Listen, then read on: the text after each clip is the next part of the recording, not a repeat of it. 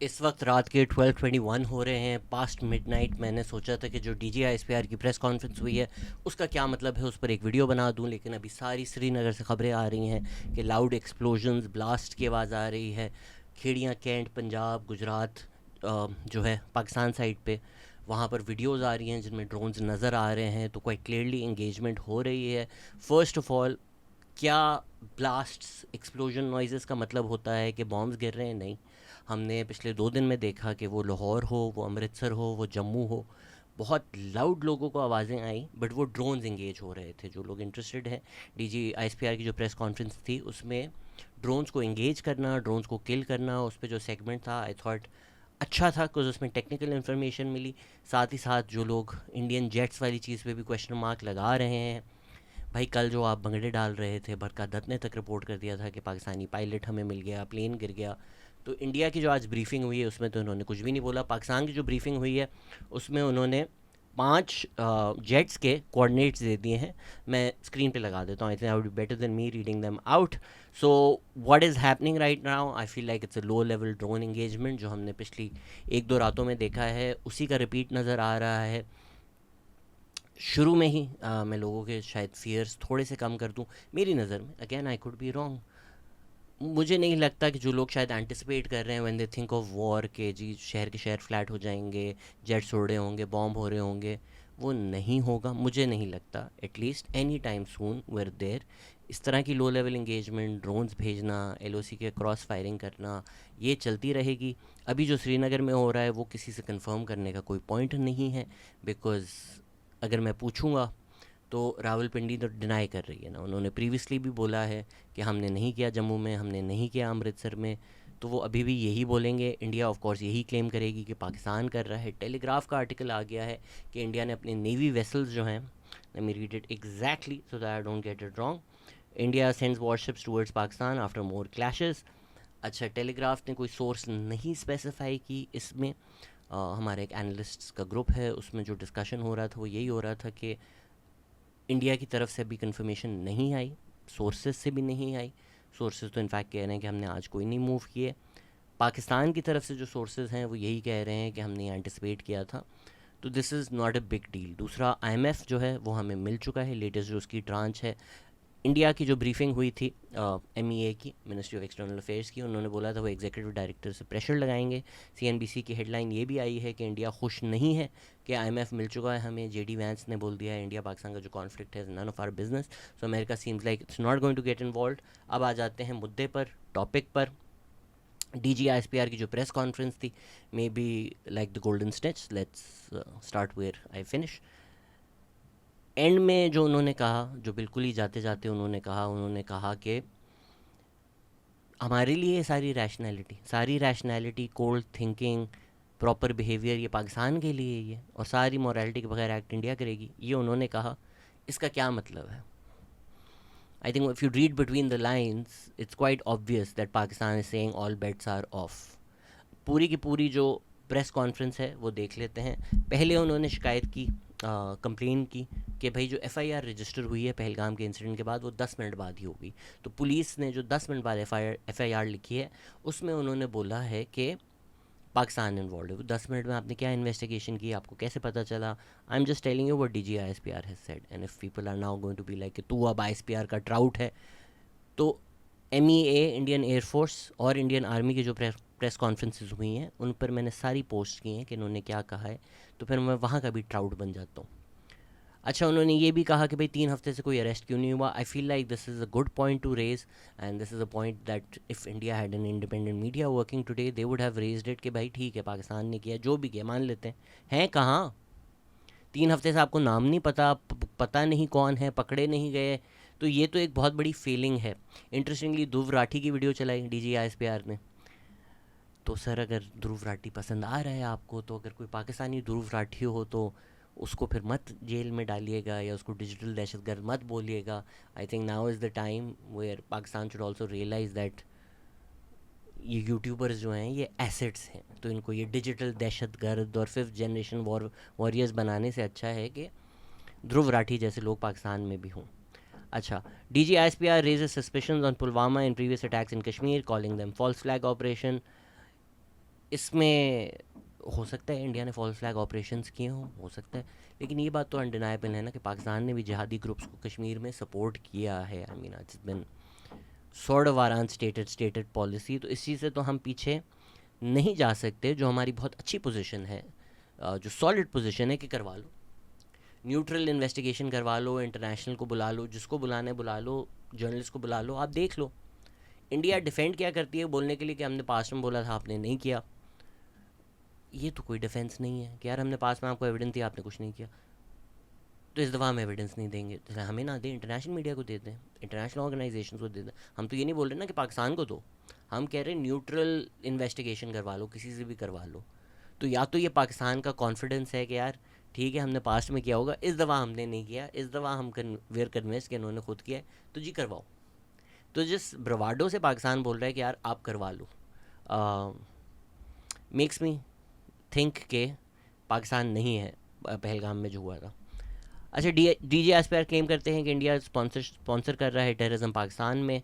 उन्होंने नरेंद्र मोदी की क्लिप चलाई, अजीत डोवल की क्लिप चलाई, GD बख्शी मेजर की क्लिप चलाई, गौरव आर्या की क्लिप चलाई, विक्रम सिंह की क्लिप चलाई, सुब्रमण्यम स्वामी की क्लिप चलाई, सरेंडर टेररिस्ट को प्रूफ दिखाया।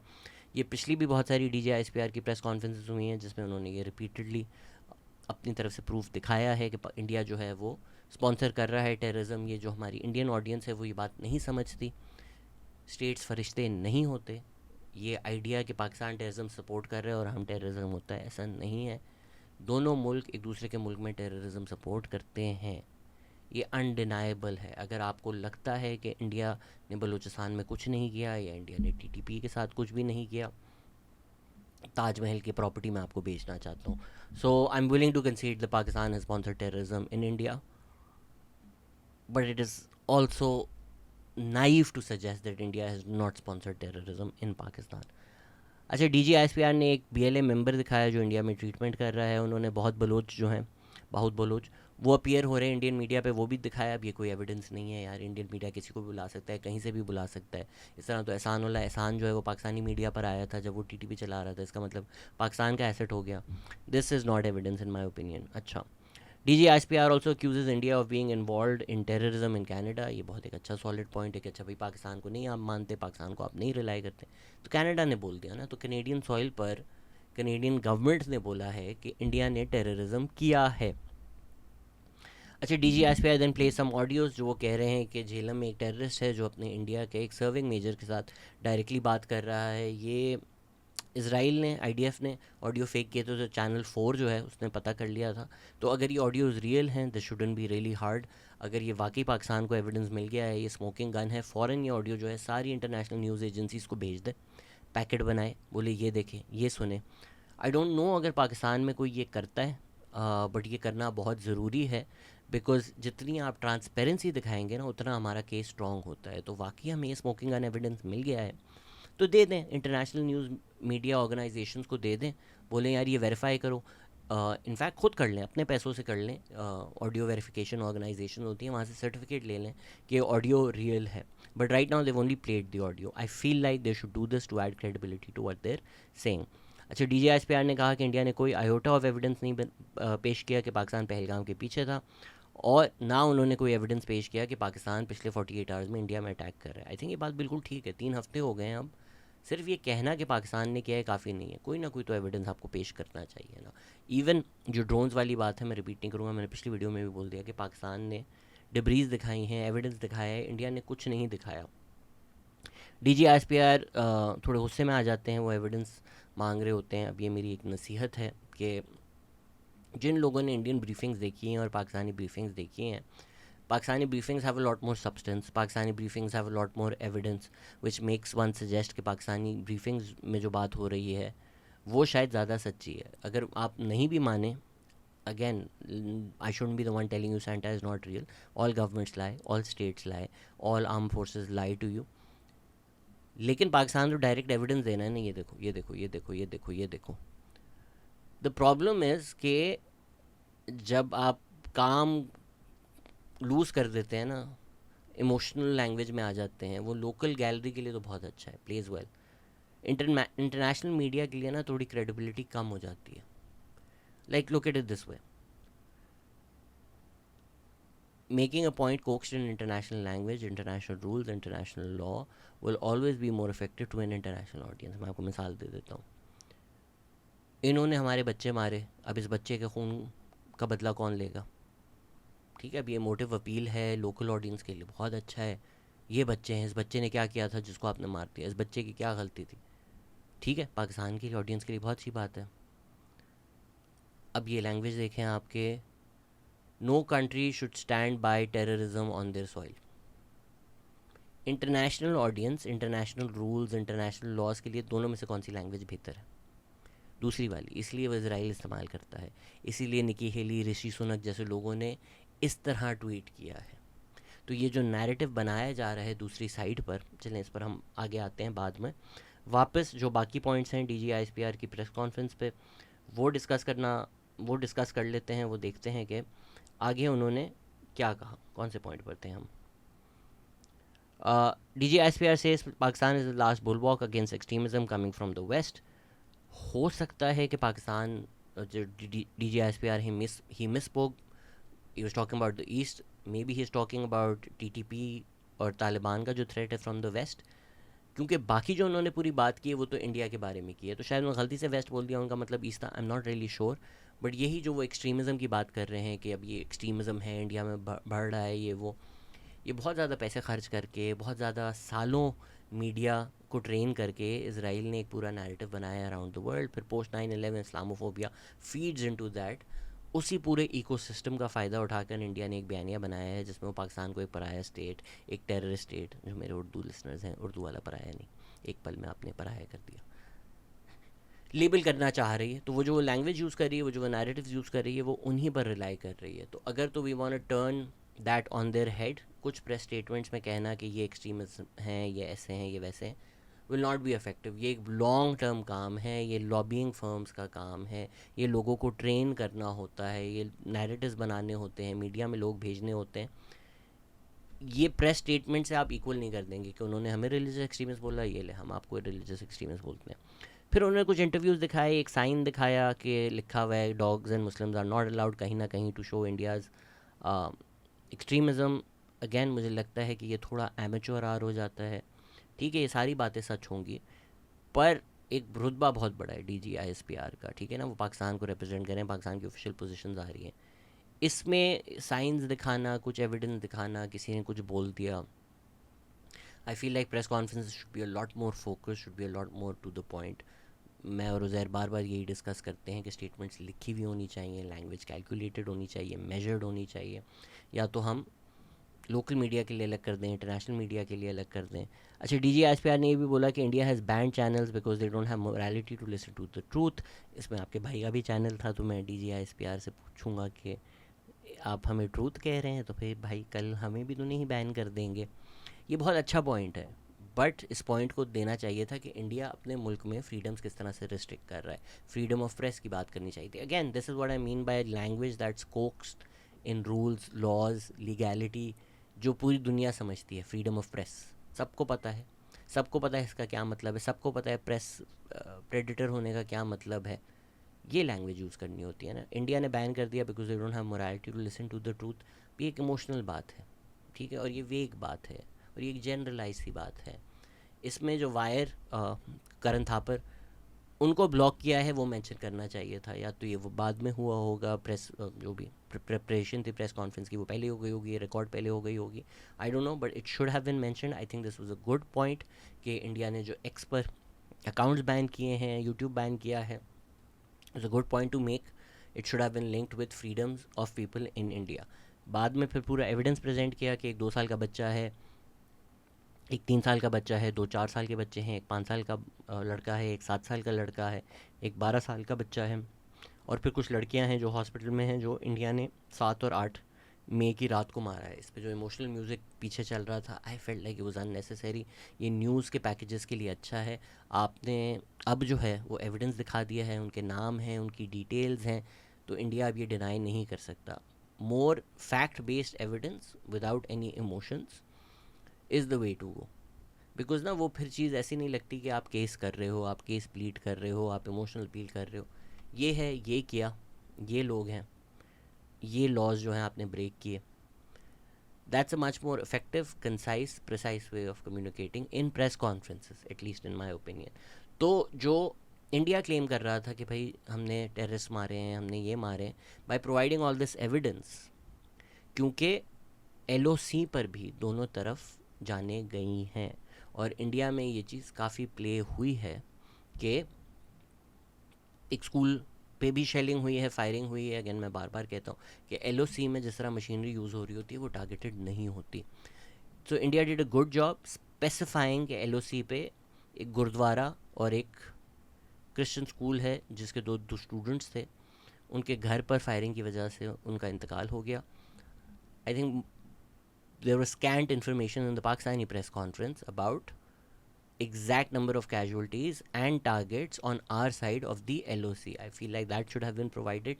Providing this was effective. इसमें फिर वो एक तस्वीर भी थी जब ये दिखा रहे थे इन बच्चों के फ्यूनरल्स, जो तस्वीर इंडिया में वायरल हो रही है ये कहकर कि ये देखें टेररिस्ट को स्टेट फ्यूनरल दिया जा रहा है पाकिस्तान में. फिर उन्होंने जो है इंडिया कह रही है हाफिज़ अब्दुल रऊफ़ जो हैं लश्कर तैयबा का, ये उनका फ्यूनरल है.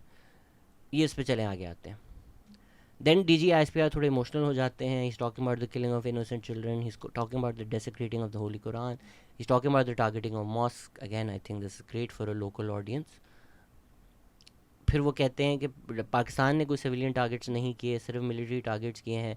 वो वीडियोस भी दिखा रहे होते हैं मिलिट्री टारगेट्स के. अगेन हमें इस साइड के जो टारगेट सिविलियंस किए हैं वो भी दिखाने चाहिए थे कि अच्छा इंडिया की हैवी फायरिंग या मॉर्टिलरी में या शेलिंग में अगर हमारी साइड पे सिविलियंस मरे हैं वो स्पेसिफिकली हमें बताना चाहिए था. आई feel like in this press conference DG ISPR ये भी कह रहे हैं कि 57 flights were in the air when India attack Pakistan putting thousands of lives in danger.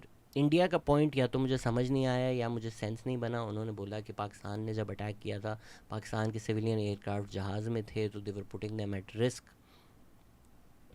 Sense तो नहीं बनता अगर तो लेट्स से पाकिस्तान अपनी एयर स्पेस पूरी की पूरी बंद कर देता है और फिर अटैक करता है. एक तो पाकिस्तान अभी कह रहा है हमने नहीं किया,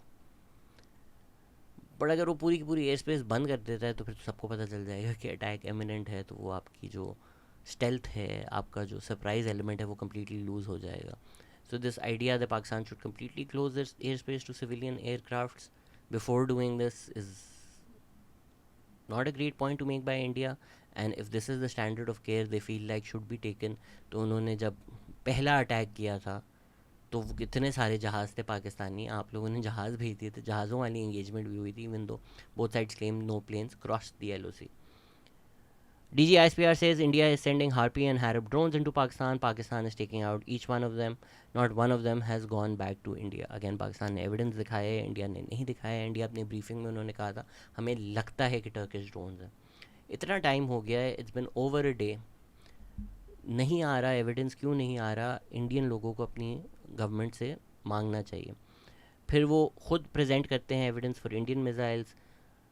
Then he started reading random tweets from Indians feeling ashamed at Godi media. I honestly feel like this was very unnecessary.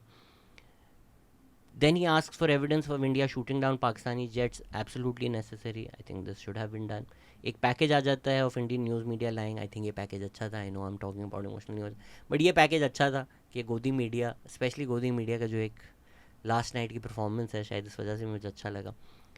PF-15 जो मिसाइल है वो उन्होंने बोला कि जो इंडिया ने दिखाई है एज एविडेंस ये एक बिल्कुल ही कोई डमी है. This is verse then a child at a science fair. The fact that इतना आगे जाकर पाकिस्तान ने बोला है, कोई भी दुनिया का मिसाइल एक्सपर्ट ये तस्वीरें देख ले, because Pakistan position on this seems to be कि ये हो ही नहीं सकता. Anybody who understands how these missiles work would see कि ये नहीं है. सो द फैक्ट दैट आपने इतने कॉन्फिडेंटली बोला है तो फिर दुनिया के जो सारे इंडिपेंडेंट मिसाइल एक्सपर्ट्स हैं they should be able to corroborate this statement. I am not one, but जो भी इंडियन साइड है या पाकिस्तानी साइड है जो इस नैरेटिव को स्ट्रॉन्ग करना चाहता है इंडिपेंडेंटली वेरीफाई कर दे. मिसाइल एक्सपर्ट जो दुनिया भर के हैं, PF-15 है ना, चाइना से पूछ लो. तो दोनों साइड में जो भी सही है उसको वेट मिल जाएगा. DG ISPR say they can feel India's anger and frustration. Again, emotional language should be avoided in my opinion. DG ISPR mocks Godi media saying Karachi and Lahore are burning. ठीक है, इतना तो ठीक है. Says India wants to create war hysteria. ये बात बिल्कुल ठीक है. वो ये भी कहते हैं कि इंडियन हाई कमिश्नर जो है, अब ये बात जो इंडिया में बहुत सारी हो रही है, उन्होंने कहा कि funeral prayer is being led by the brother of Masood Azhar. DGISPR ने की क्लेम रबिश किया। उन्होंने बोला कि हाफिज़ अब्दुल रऊफ़ जो हैं, जो एक मौलवी हैं, एक लोकल पॉलिटिशियन हैं, उन्होंने वीडियो लीड की, उनकी पूरी फैमिली हिस्ट्री भी दे दी, उसका एक वीडियो भी आ गया कि भाई मैं हूँ, ये कर रहा हूँ। DGISPR mocks Indian journalist for claiming a Pakistani pilot was arrested. Absolutely, I think ये होना चाहिए था। बरका दत्त को स्पेशली मेंशन किया गया कि वो फैब्रिकेट कर रही हैं लाइज। DGISPR ने बोला 77 ड्रोन हमने मार गिराए हैं। उन्होंने डिब्रीज दिखाई, उन्होंने बोला हम इंटरनेशनल मीडिया को लेकर भी गए। So far 33 Pakistanis have been martyred and 62 people have been injured. उन्होंने ये भी बोला कि कोई कॉम्बैट मिलिट्री में से नहीं मरा है, if I heard that right। इसके बाद and he ends it by saying you can't get away with it. तो मेरी एडवाइस तो यही है कि महीने का राशन ले लें, बिकॉज़ अब अगर पाकिस्तान कह रहा है कि हम अपनी मर्ज़ी की जगह पर रिटेलिएट करेंगे, रिस्पॉन्ड करेंगे, तो इसका तो यही मतलब है ना कि पाकिस्तान कुछ ना कुछ तो करेगा। इसके बाद एक एयरफोर्स की जो ब्रीफिंग थी वो मेरे ख्याल से बहुत अच्छी थी, उसमें टेक्निकलिटी बहुत थी कि एयर इंगेजमेंट हुई कैसे।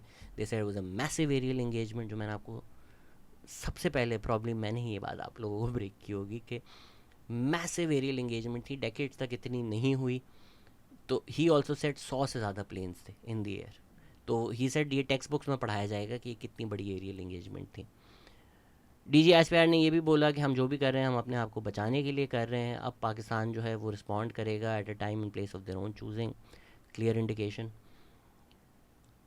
उन्होंने स्टोरीज़ भी दिखाई एक कि 3 क्रैश साइट्स थी, और फिर उन्होंने एक ऑडियो भी प्ले किया जिसमें एक्नॉलेज किया जा रहा है that Rafale has gone down. Godzilla call sign भी था। ये अगेन वेरीफाइबल है, ऑडियो आप कर लें। So what is happening? Things are escalating.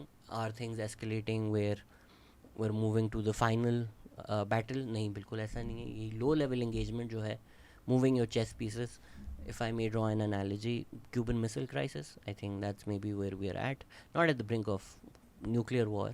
I think conventional warfare में हम लोग drag हो गए हैं, तो वो जो न्यूक्लियर थ्रेट है वो थोड़ा बैक बर्नर पे चला गया है, बिकॉज हम कन्वेंशनली एक दूसरे को इंगेज कर रहे हैं, and I think both sides are happy where it is without escalating it into potentially even threatening nuclear war.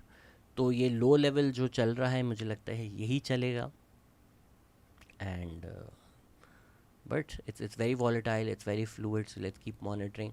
मैंने इंस्टाग्राम द पाकिस्तान एक्सपीरियंस पे ब्रॉडकास्ट चैनल बना दिया है, जिस पे लाइव तो नहीं कर सकता ज़ाहिरी बात में, जब मुझे लगता है कि कोई अपडेट ज़रूरी है वो मैं कर दूंगा if you want to join, and I am gonna try and keep making these update videos till this war continues.